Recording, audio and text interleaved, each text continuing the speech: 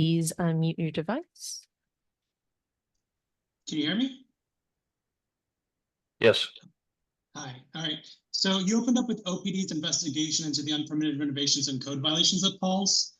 And I just wanted to say for public record that this was not a legitimate investigation. They did not interview the Pumas. They did not inspect the building or really did anything. So their conclusion's illegitimate. That investigation was just a shabby analysis of our own 4-year-old report. Despite these investigative deficiencies, the OPD's report confirmed that Pulse was operating illegally as a nightclub and did not obtain the proper conditional use permits. You talked about a lot about the conditional use permits tonight. And this is something that the Office of the Mayor has denied repeatedly for years and has lied to the public on the record. Just look at what they told the Orlando Sentinel at the 5-year mark. We are also actively questioning the OPD's legal basis for their decision, as even school children prepare for mass shootings. Mass shootings are part of our daily life and have been for quite some time. Furthermore, nightclubs in the state of Florida are required to be gun-free zones because gun violence is expected at nightclubs. This is why Pulse was required to have armed security at the front door. They did not. Furthermore, since this was a business, which is required to follow building and zoning codes, we also question whether or not the chain of liability was actually broken, as OPD suggests in their report, and if the case law that they presented is even relevant to the issues that we presented. So today, we also got confirmation from the city that Pulse was only supposed to be a 1-story building and that the property appraiser's records were wrong. So what about the upstairs offices that survivors are trapped in for 30 minutes as they listen to their friends get killed below? These unpermitted offices were also part of the 2016 property appraisal, and one of the reasons why it was appraised for over $2 million when the city was going to purchase it the first time. So we have the city now confirming that the second floor was unpermitted, the $2 million property appraisal was fictitious, and the city paid the Pumas more than the property was worth. It's unreal. The failures across the board are astounding. There's a clear pattern of negligence and lies if you look at what has unfolded over time. So the OPD's report is not a closed door for criminal prosecution. If you think that an investigation is some form of closure, to quote Harper Lee's To Kill a Mockingbird, you have another thing coming. This is also why we continue to call for an independent third-party investigation and inspection before the building is demolished. There is also still an ongoing civil premise liability lawsuit, and we're going to continue to expose the city for corruption going on in the office of the mayor. For instance, this Esther property that was purchased by Craig Matier through a transaction set up by the city attorney, Mayan Downs. Well, Craig Matier is the sister of Jody Litchford, the assistant city attorney. So what is that? Why is the office of the mayor setting up property deals between the city and family members? When is the city purchasing the Esther property and for how much? It's as though the city has no concept of conflict of interest. So that's for the public record. That's not really for the committee, but for the committee, I wanted to say that this memorial should not be about the building. It should be about the 49 victims. I've said this before, and the 49 victims are enough. And I agree with Aracelis, Marcelino, and Miss Burt, and wanted to amplify their voices. And I know many of the survivors and families agree. And I think this is the majority sentiment. You know, it's not about the building, it's about the people. And this is reflected in your own documentation that Larry showed earlier today too. Are you going to include the name of the victim whose family did not want his name in the One Pulse Foundation's memorial? The city included his name in the memorial on Fern Creek Road, but One Pulse admitted it from the list of the 49 victims. You haven't even mentioned this at all in the conversation, but like, has anyone reached out to his family? Are you gonna like override? Are you gonna follow One Pulse's route? You know, what are you gonna do with this person's name? Are you gonna include it or not? You know, I think that's a conversation that you all need to have. Sorry, I have a little bit of a cold.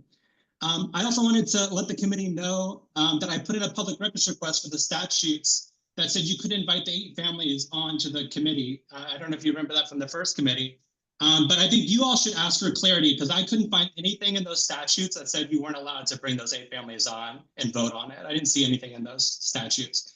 I agree with Tommy and Aracelis regarding not using the Pulse Memorial as a rotating art gallery. Savoy, the library, and multiple other venues already do that. And what about each family member's favorite photo of the victims, you know, the 49 victims? You know, this is something that the One Pulse Memorial lacked and was criticized for because it had photos of the city of Orlando and random people and had no photos of the people who were killed. So why about that? Like, why are we talking about art? And then the city got 50K, because you guys didn't have this information. The city got 50K from One Pulse for the Survivors Walk, which I also think was a great idea. And there's a contract that Dr. was Blair, signed by, if you can finish your thought, you're at time, so just finish your thought. sure. So the contract was for $250,000. And Raphael, I think you're doing great. You should be running the whole thing. Thank you. I don't mean to laugh, but let's Something like that. not quite. We need to make sure we get to the other speakers. Clerk's office. Next up, we have Joshua Hernandez Carrion. Joshua, if you can raise your hand if you are here. Joshua Hernandez Carrion. Does not seem that Joshua is here, so I will be calling the next speaker. The next speaker will be Anita Bush. Anita, I do believe I see your hand up. Yes, hi. There's a couple different things I have to say, and it'll be quick. Joshua, Myra, and Cesar said something that was very important here.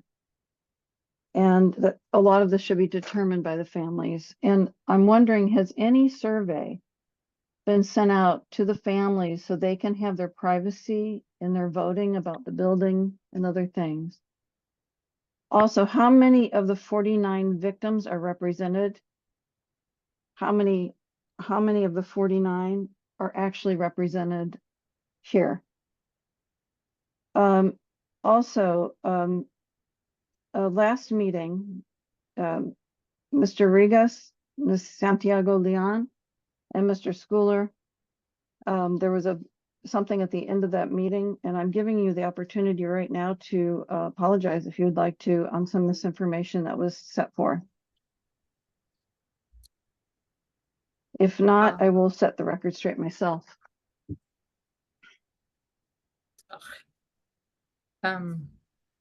Am I able to speak? This is Ms. Bush's opportunity to speak. Please go ahead. Oh, To set the okay. record straight, as you emphasize the importance of honesty at the beginning of this meeting. Victims first.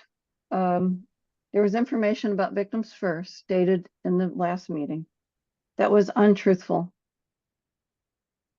We do not take a penny from victims. We are not lawyers. We do not take any fees whatsoever. We're not involved in any lawsuits. We are here. We give 100% over directly to victims. And I think that needs to be addressed. And I would like the record from the last meeting to be expunged, because you are not only harming me personally, which I will leave all my options open on that because it also attacked me personally, but also our network of families across the United States. So I think that needs to be addressed and apologized for and expunged from the last minutes of the meeting and the video.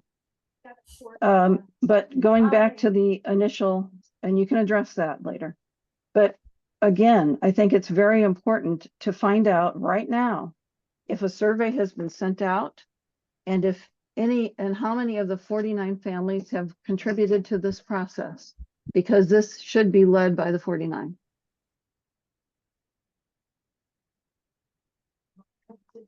Ms. Bush, for the comments, I will ask Lally to hold off on any kind of response for the moment. I want to make sure we get to other signed up speakers, and public comment is primarily for the commenters. Clerk's office, who else do we have? The next speaker is going to be Christine Leononen. How was that?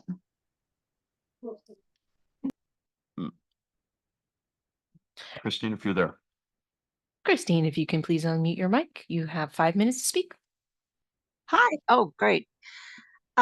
First of all, I'd like to reiterate that I want to be on that committee, and my son was killed at One Pulse. Do you guys understand that?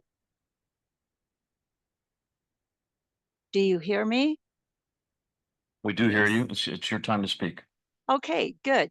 So I should have been vetted. I'm an honorable person, and I legitimately would have represented not only my son honorably, but all the 49 victims honorably.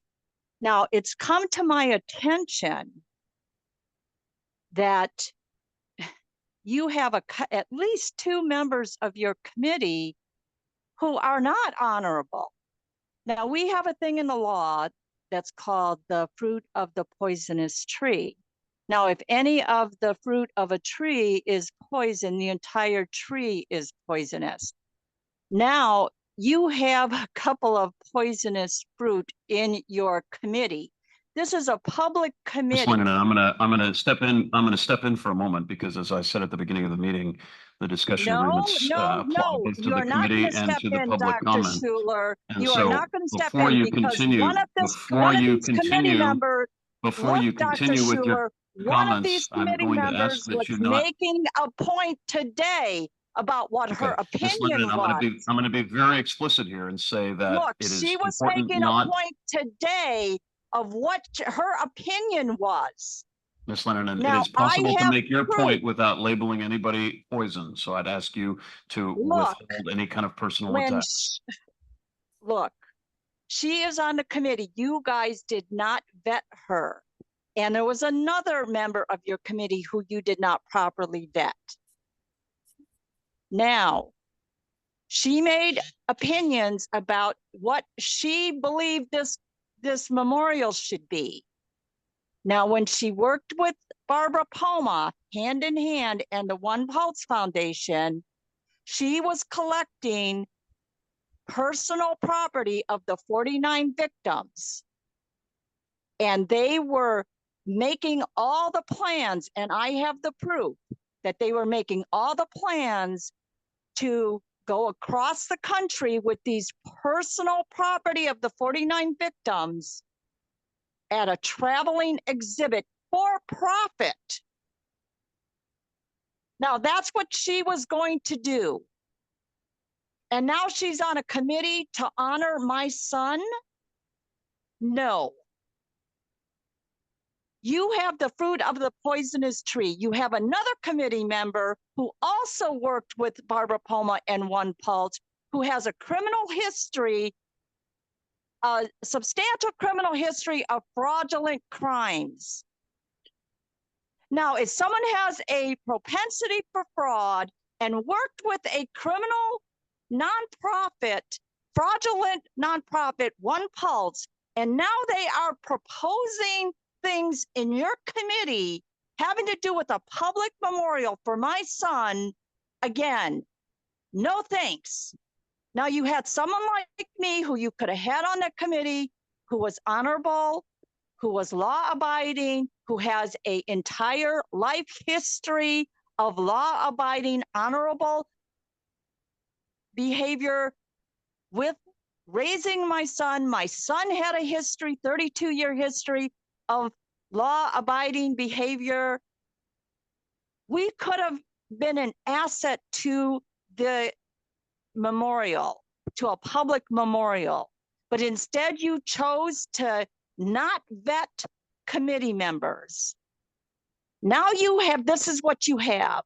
So you have people who are making opinions, who are going to tell you that they want to have, you know, art, whatever, they want to have first responders added to the wall and whatever they want. They want all this additional memorial ideas, whatever they want done with the building, and they don't have a history of being honorable. They need to be off that committee. In fact, you need to wipe the committee clean and start fresh and start with people who we can trust, who have honorable motives, who have never exploited their kids, who have never teamed up with the dissolved That's time, fraudulent Christine. Thank you for your nonprofit. comments. Appreciate it. Thank you.